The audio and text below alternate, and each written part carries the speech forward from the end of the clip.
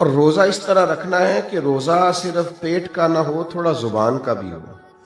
حضور نے فرمایا تم سے کوئی لڑنا جھگڑنا چاہے تو اسے کہہ دو میں نے روزہ رکھا ہوا ہے۔ فرمایا جس نے جھوٹ بولنا نہیں چھوڑا، غیبت نہیں چھوڑی، اس کے بھوکا پیاسا رہنے کی اللہ کو کوئی ضرورت نہیں ہے۔ آپ یہ پابندی کر کے دیکھیں، روزہ تقوی کا سبق اور درس دیتا ہے۔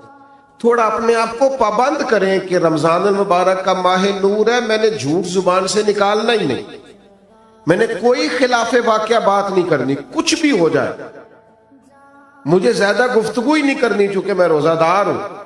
حضور علیہ السلام کی بارگاہ میں خواتین حاضر ہوئی تھیں تو انہوں نے کہا کہ ہم نے روزہ رکھا ہوا ہے، تو محبوب نے فرمایا یہاں کہہ تو کرو، تو کہہ کی تو گوشت کے لوتھڑے اور بوٹیاں ان کے حلق سے نکلی، تو کریم فرمانے لگے تم نے وہاں بیٹھ کے غیبت نہیں کی، تو حالت روزہ میں تم نے مردہ بھائی کا گوشت نہیں کھایا، تم نے غیبت نہیں کی۔ تو بھئی آپ نے رب روزہ رکھنا ہے تو پھر تھوڑا سا اپنے آپ کو سمجھانا ہے، کوئی جھوٹ نہیں، کوئی غیبت نہیں، کوئی بدی نہیں، کوئی بددیانتی نہیں، کوئی بد نظری نہیں، کوئی بے حیائی نہیں۔ رمضان المبارک کا چاند طلوع ہوتے ہی اب اپنے آپ کو پورے طور پر کنٹرول کریں۔ رمضان محتاط رہنے کا مہینہ ہے، اور اب تو الزام بھی کسی پہ نہیں دے سکتے کہ فلانے نے کرایا، شیطان تو ویسے ہی قید ہوتا ہے، اب تو اس کا نام لے کے جان بھی نہیں چھوٹے گی، وہ تو قید میں ہے۔ اب تو اپنے آپ پر پابندی ہی لگانی ہے، اب تو یہ کہ کنٹرول کرنا ہے۔ تو پہلی بات یہ کہ روزے کو بڑے حسن کے ساتھ ادا کریں، بڑی پاکیزگی کے ساتھ۔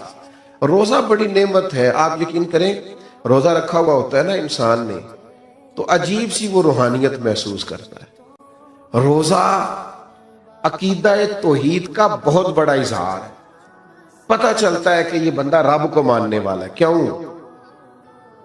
کہ آپ گھر کے اندر اکیلے ہیں اور دروازے سارے بند ہیں اور کھانے کو ہر چیز پڑی ہے، تو کیوں نہیں کھول کھا رہے آپ چوری لوگوں سے؟ بہت ساری عبادات میں لوگ معاذ اللہ دکھاوا نہیں کر لیتے، ہر چیز موجود ہے گھر میں، فریزر بھرا ہوا ہے انواع و اقسام کی چیزوں سے، کیوں نہیں کھا رہے؟ اس لیے نہیں کھا رہے کہ میرا رب مجھے دیکھ رہا ہے۔ عقیدہ توحید کی اتنی مضبوطی حالت روزہ میں حاصل ہوتی ہے کہ بندہ نور علی نور ہو جاتا ہے۔ تو یہ ایک بہت بڑی پریکٹس ہے رمضان المبارک کے اندر کہ پھر انسان اپنی مجموعی زندگی میں اسے لاگو کرے کہ مجھے صرف کیمرے کی آنکھ نہیں دیکھ رہی، مجھے وہ رب دیکھ رہا ہے جسے نہ اونگ آتی ہے نہ نیند آتی ہے۔ یہ بہت بڑی ایک سعادت ہے۔